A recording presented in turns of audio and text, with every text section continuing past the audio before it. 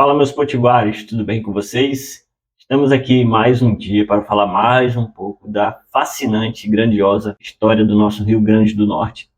No último vídeo, só recapitulando, nós falamos aí sobre o período compreendido entre 1654 e 1816, que foi ali desde a expulsão dos holandeses até logo antes, né, da Revolução Pernambucana, que é o tema do vídeo de hoje.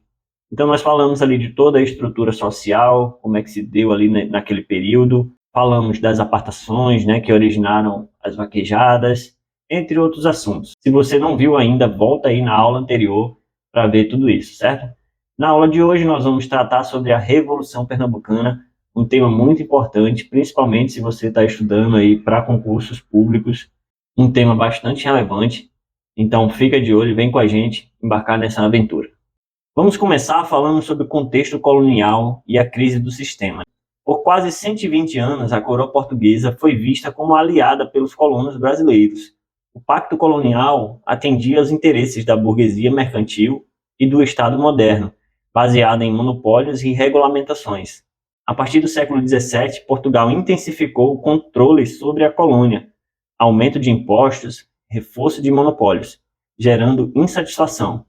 A crise do sistema colonial se acentuou com o surgimento do capital industrial e a contestação ao absolutismo pela burguesia. Nós vamos ver todos esses pontos aqui no decorrer da aula de hoje, certo? Primeiros movimentos de contestação.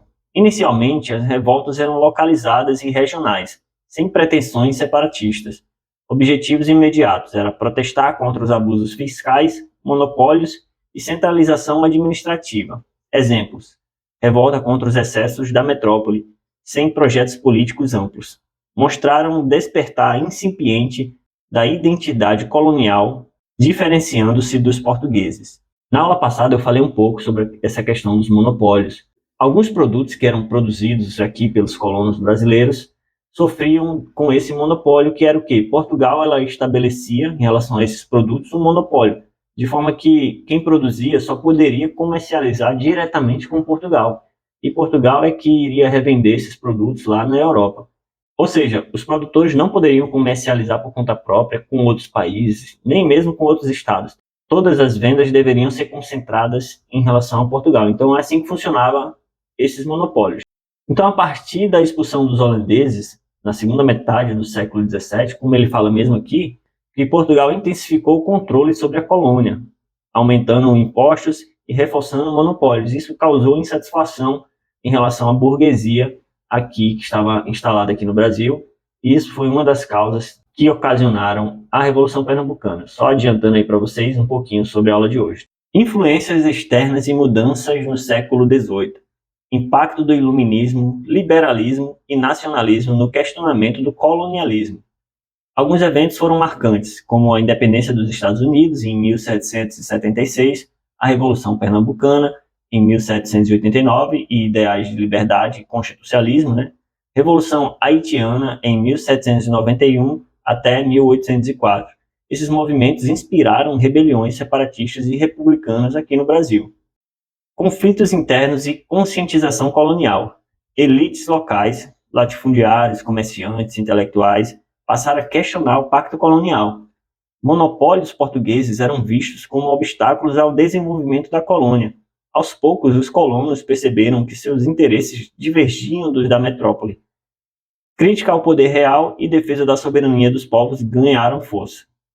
Ou seja, o contexto, não só interno como externo, favoreceram esses pensamentos de liberdade, né? Porque tudo que estava acontecendo, aumento de impostos e aumento dos monopólios, estava causando uma insatisfação. A burguesia brasileira, que inclusive ela tinha uma falsa impressão de que não existia tanta diferença entre os brasileiros e os portugueses da metrópole, né? Na verdade, o termo brasileiro, nessa época, ainda nem era tão empregado assim. Então, não tinha uma identidade ainda de nacionalidade, de Brasil, né? Então, os colonos que estavam aqui, brasileiros, eles achavam que eles eram portugueses que estavam aqui na colônia, portugueses da colônia, né? Não tinha muita diferença entre eles e aqueles que estavam na metrópole. Essa falsa impressão, com o passar do tempo, ela foi caindo. Então, os colonos brasileiros foram percebendo que as intenções de Portugal para com o Brasil era simplesmente de explorar e tirar riquezas e proveito. Rebeliões com caráter separatista. Houve a Conjuração Mineira em 1789 e Conjuração Baiana em 1798, influenciadas pelas ideias iluministas e exemplos estrangeiros. Defendiam independência, república e fim dos privilégios metropolitanos. E a Revolução Pernambucana de 1817, que é o tema da aula de hoje, foi um projeto político mais amplo com ideias republicanas e anticoloniais. Choque entre interesses da metrópole e das elites coloniais. A conscientização necessária à ação de emancipação ocorre lentamente, pois os colonos ainda pensavam ser os portugueses do Brasil, imaginando que a diferença entre ele e os habitantes do Império Português era a área geográfica em que viviam, como eu acabei de falar aí para vocês, né? Era inevitável que os interesses dos colonos brasileiros se chocassem com os da metrópole, cuja única preocupação era tirar vantagens com os monopólios e a arrecadação de impostos. Mais uma vez, como eu acabei de explicar aí para vocês, né? Uma eventual independência da América Portuguesa já se tornava algo que podia ser imaginado, sendo objeto de cogitação em certos círculos e circunstâncias. Conclusão. Rumo à independência. As revoltas do final do século XVIII e início do século XIX evidenciaram o quê? Crise irreversível do sistema colonial e o amadurecimento de uma consciência política anticolonial. A independência tornou-se inevitável devido aos conflitos entre colônia e metrópole e as influências externas. Vamos falar sobre o contexto europeu no século XVIII. Então, a Inglaterra tornou-se uma potência global com o mercantilismo e a Revolução Industrial. O iluminismo e a ascensão da burguesia abalaram a estrutura política e econômica na Europa. A Revolução Francesa, de 1789 até 1799, foi o quê? A vitória da burguesia no controle do Estado, espalhando ideais liberais. E Napoleão Bonaparte, que veio logo após a Revolução Francesa, né, de 1799 até 1815, assumiu o poder na França para consolidar a ordem burguesa. A ameaça napoleônica e o dilema português. As guerras napoleônicas, o que foram isso? Né? A França versus a coalizão europeia, incluindo a Inglaterra. Houve também o bloqueio continental em 1806, em que Napoleão proibiu o comércio com a Inglaterra para enfraquecê-la, né? Esse bloqueio continental foi uma tentativa de Napoleão enfraquecer a Inglaterra. Só que quem dominava os mares naquela época era a marinha inglesa. Então, na verdade, esse bloqueio continental foi um fracasso. Portugal dependia economicamente da Inglaterra, através do Tratado de Methuen, em 1703. Né? Então, Portugal se viu num dilema, que era o quê? Se ele se aliasse à França, ia perder o Brasil, que era sua base econômica, porque a Inglaterra dominava os mares. Iria realizar um bloqueio efetivo, né, entre Portugal e a colônia e ia quebrar essa ligação. Né? Ou manteria a aliança com a Inglaterra, correndo o risco de ser invadido pela França. Né? E foi exatamente isso que aconteceu. Houve uma invasão em Portugal da França, né? E a fuga da corte portuguesa. Como é que se deu isso? Né? Portugal tentou neutralidade, mas Napoleão invadiu em 1807, as tropas do general Junot. A família real portuguesa fugiu para o Brasil em 1808, sob a proteção inglesa, através de um acordo secreto com a Inglaterra. Né? A Inglaterra garantiu o apoio em troca do acesso ao mercado brasileiro. A França e a Espanha assinaram um tratado, esse nome aí complicado que vocês estão vendo, eu não vou me aventurar, para dividir Portugal. Nesse tratado ficou acordado que França e Espanha iriam invadir Portugal e iriam dividir tanto Portugal, meio a meio, como as colônias de Portugal. Né? Então ocorreram mudanças no Brasil com a chegada da corte. Né? Houve principalmente a abertura dos portos em 1808, que foi o fim do monopólio comercial português, beneficiando a Inglaterra. Afinal de contas, foi a Inglaterra que proporcionou a vinda da corte para o Brasil e a protegeu. Porém, nós vamos ver que esses tratados eram desiguais com a Inglaterra. Em que sentido? Os produtos ingleses pagavam menos impostos no Brasil, fortalecimento da dependência econômica brasileira em relação à Inglaterra. Mas a vinda da monarquia para cá também proporcionou o quê? A modernização administrativa, que foi o quê? Criação de ministérios, o Ministério da Guerra, da Marinha, da Fazenda, o Banco do Brasil, Jardim Botânico, Biblioteca Nacional, Imprensa Régia.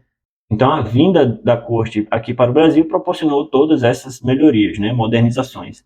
E, em 1815, ocorreu a elevação do Brasil a Reino Unido de Portugal.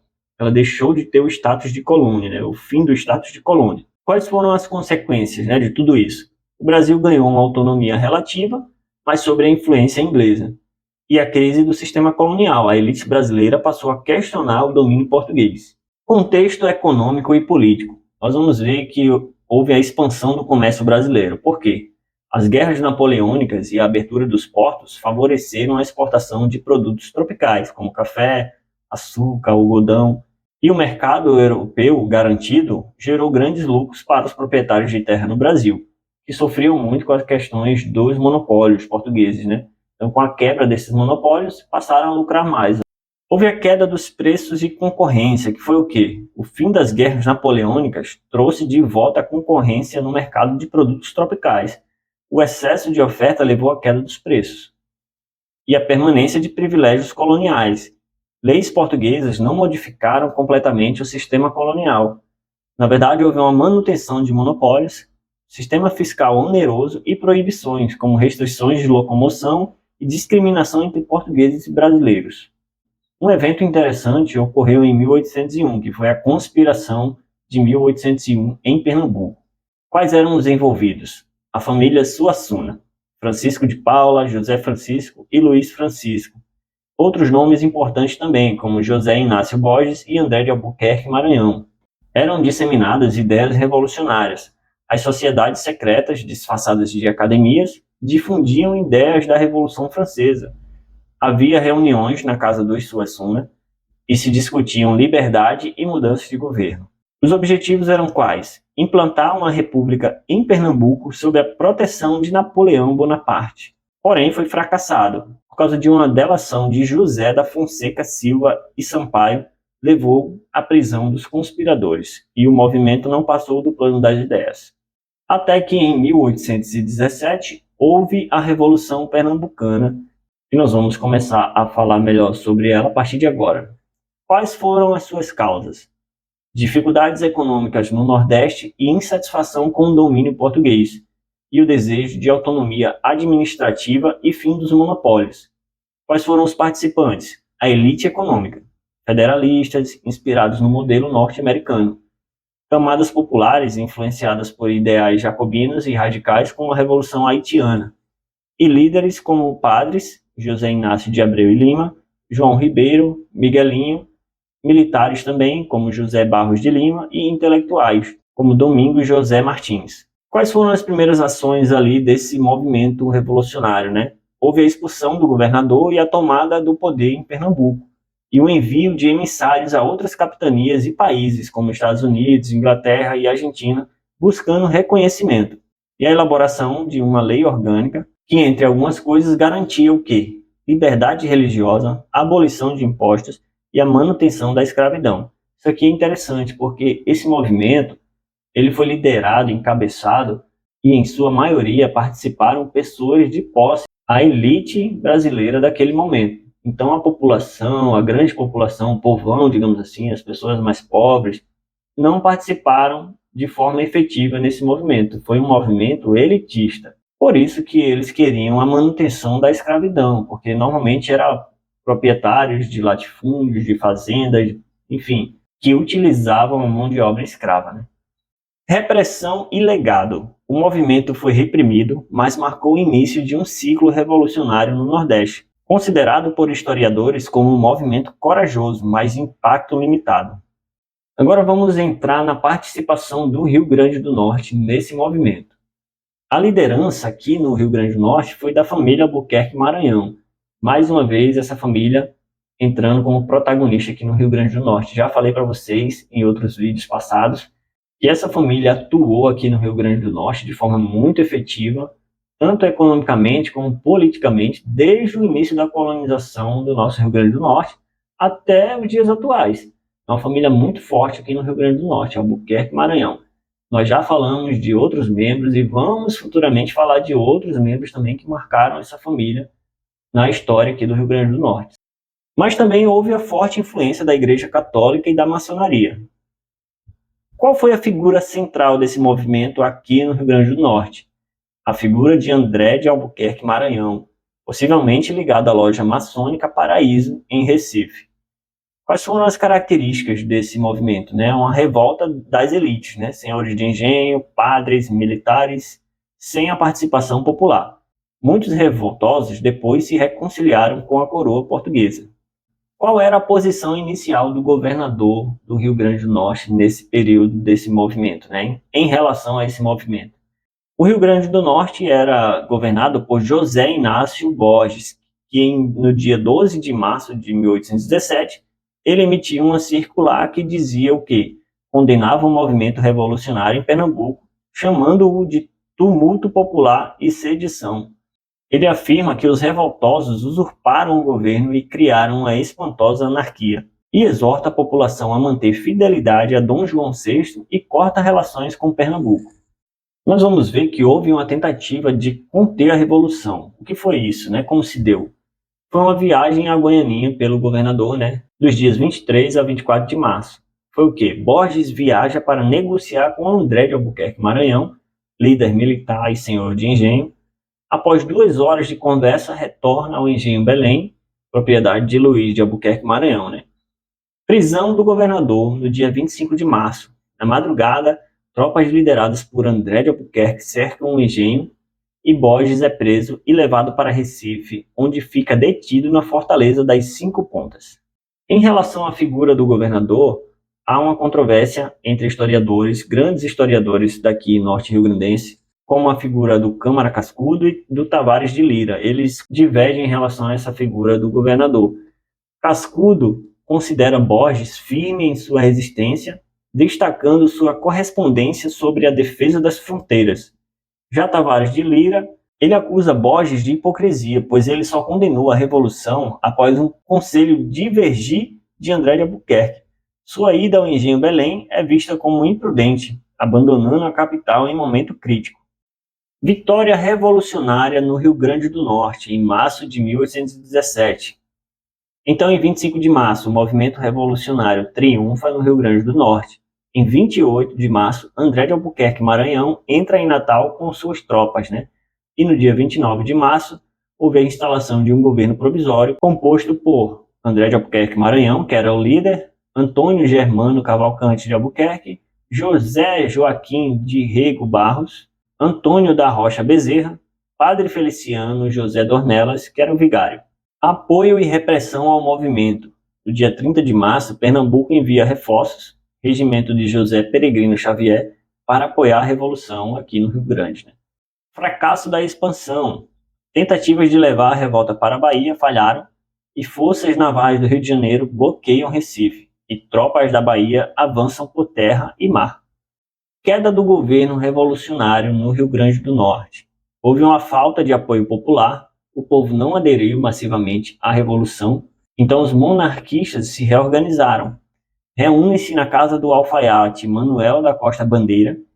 Em 25 de abril, o contragolpe monarquista, a invasão do prédio do governo. André de Albuquerque é ferido e preso, morrendo no dia 26 de abril na Fortaleza dos Santos Reis. Os relatos dizem que ele passou a noite agonizando até morrer por causa do ferimento. Ele foi golpeado na virilha e ficou com esse ferimento ali sangrando e agonizando até morrer. Com isso, houve o fim do governo republicano, que durou apenas um mês, do dia 29/3 a 25/4. E a repressão e apagamento da memória revolucionária. José Inácio Borges, governador restaurado, ordenou o quê? A destruição de documentos sobre a revolução. Quem guardar papéis será considerado cúmplice dos rebeldes. Então houve uma perseguição muito forte aos remanescentes da Revolução Pernambucana aqui no Rio Grande do Norte.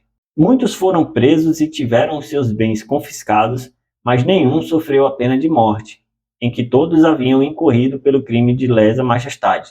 Ademais, há na linguagem em que são redigidas as informações oficiais um esforço para inocentar os companheiros de André de Albuquerque, fazendo recair sobre este, que já não existia, a culpa e as responsabilidades do movimento revolucionário. Alguns foram absolvidos e muitos entre eles vieram a ocupar cargos importantes no governo de José Inácio Borges. Então André de Albuquerque Maranhão, ele serviu de quê? De bode expiatório. Aproveitaram que ele já tinha morrido nesse processo e colocaram toda a culpa sobre ele e panos quentes no assunto. Daqui para frente está tudo certo, o que passou ficou para trás. Últimos focos de resistência. Porto Alegre, Martins e Apodi tentaram manter a revolução em maio de 1817. Chegou a ter um governo republicano em Porto Alegre de 10 a 19 de maio, que foi rapidamente derrubado. Em Porto Alegre chegou a se instalar um governo republicano de vida curta, formado pelo vigário João Barbosa Cordeiro, tenente-coronel Leandro Francisco de Bessa, sargento-mor José Francisco Vieira de Barros, capitão Manuel Joaquim Palácio e o tenente Felipe Bandeira de Moura. O governador da capitania enviou tropas de Vila de Princesa e prenderam alguns líderes do movimento. 3 conseguiram escapar: Targino, o vigário João Barbosa e o padre Gonçalo Borges de Andrade, vigário de Apodi e um dos mais ativos revolucionários. Vamos falar aqui um pouco mais sobre a figura do André de Albuquerque Maranhão. Qual era o perfil dele, né? O homem mais rico do Rio Grande do Norte naquela época, dono do engenho Cunhaú. Mais uma vez, esse engenho entrando aí na história do Rio Grande do Norte, lembra? Ele tinha propriedades também no sertão, de 30 a 40 léguas para a criação de gado. Herdeiro da poderosa família Albuquerque. Consequências e legados. A revolução sufocada em todo o Nordeste, né? Recife cai em 20 de maio de 1817 e a ordem monárquica é restaurada. Qual foi o impacto histórico? O movimento mostrou tensões entre as elites locais e a coroa portuguesa. André de Albuquerque tornou-se símbolo de resistência, mas a repressão apagou grande parte do registro histórico. Mas agora vamos falar de uma figura potiguar que também teve um grande papel nessa revolução, porém ele atuou mais ativamente lá em Recife, que foi quem? O padre Miguelinho. Se você é daqui da capital, do Rio Grande do Norte, aqui de Natal, você provavelmente deve conhecer a Escola Padre Miguelinho lá no Alecrim, né? Então é uma homenagem ao padre Miguelinho, que foi o grande revolucionário potiguar. O nome completo dele era Miguel Joaquim de Almeida Castro, nascido em 17 de nove de 1768, aqui no Rio Grande do Norte. A sua formação era em educação primária no Rio Grande do Norte, depois ingressou na Ordem dos Carmelitas em Recife em 1784. Adotou o nome religioso Frei Miguel de São Bonifácio, apelidado de Frei Miguelinho. Atuação na Revolução. Não há registro de participação direta no Rio Grande do Norte. A sua ação foi inteiramente em Pernambuco. Tornou-se secretário do governo revolucionário em Recife em 1817 e redigiu proclamações patrióticas e foi um dos líderes intelectuais do movimento. Prisão e martírio. Após a derrota da Revolução, queimou documentos comprometedores para proteger outros revolucionários. Foi preso e levado para o Brigue Carrasco, rumo à Bahia. Julgamento e execução. Ele manteve uma postura serena e corajosa perante o tribunal. Não negou sua participação, confirmando a autenticidade de suas assinaturas nos documentos revolucionários. E foi condenado à morte. Enfrentou a sentença com dignidade, rezando antes da execução. Morto em Salvador, junto a outros líderes, como Domingos José Martins e José Luiz Mendonça. Então, só reforçando aqui sobre a repressão no Rio Grande do Norte e consequências. A Contra-Revolução, que ocorreu no dia 25 de abril de 1817, na qual André de Albuquerque Maranhão foi morto, mas outros rebeldes receberam penas brandas. Nenhuma execução aconteceu aqui no Rio Grande do Norte, diferentemente de Pernambuco e Bahia. E a ação do governador José Inácio Borges de suavizar a repressão, tentando inocentar muitos implicados. Atribuiu a liderança principal a André de Albuquerque, já falecido. Quais foram os legados da Revolução? Padre Miguelinho tornou-se símbolo de coragem e resistência. André de Albuquerque foi transformado em bode expiatório pela repressão, e o movimento influenciou futuras revoltas, como a Confederação do Equador em 1824, e mostrou as tensões entre as elites locais e o poder central português. Agora, um tema muito importante em relação aqui ao Rio Grande do Norte. Eu falei na aula passada que o Rio Grande do Norte ele era dependente, administrativamente falando, de Pernambuco e judiciariamente da Paraíba. Porém, como consequência dessa revolução pernambucana, ocorreu a nossa independência em relação a esses dois estados. Ou seja, administrativamente nós ficamos independentes de Pernambuco e judiciariamente da Paraíba. Nós vamos ver isso agora. Autonomia do Rio Grande do Norte após a Revolução. Fim da dependência de Pernambuco. Em 1818 houve a criação da Ouvidoria do Rio Grande do Norte, que foi aí a nossa separação da Paraíba, e em 1820, um alvará de Dom João VI oficializou a Alfândega do Rio Grande do Norte, encerrando a subordinação econômica de Pernambuco. Essa subordinação econômica era muito prejudicial, porque todos os produtos que eram vendidos, exportados daqui do Rio Grande do Norte, tinham que passar por Pernambuco de qualquer forma. Qual era o contexto histórico, né? O Rio Grande do Norte sempre contestou a dependência administrativa e fiscal a Pernambuco. A Revolução acelerou o processo de autonomia, mas não apagou as ideias libertárias. Do ponto de vista administrativo, o Rio Grande do Norte, primeiro subordinado à Bahia, situação modificada pela Carta Régia de janeiro de 1701, que a tornou subordinada a Pernambuco, sob a alegação de seria mais conveniente a boa administração, mediante as proximidades entre essas capitanias.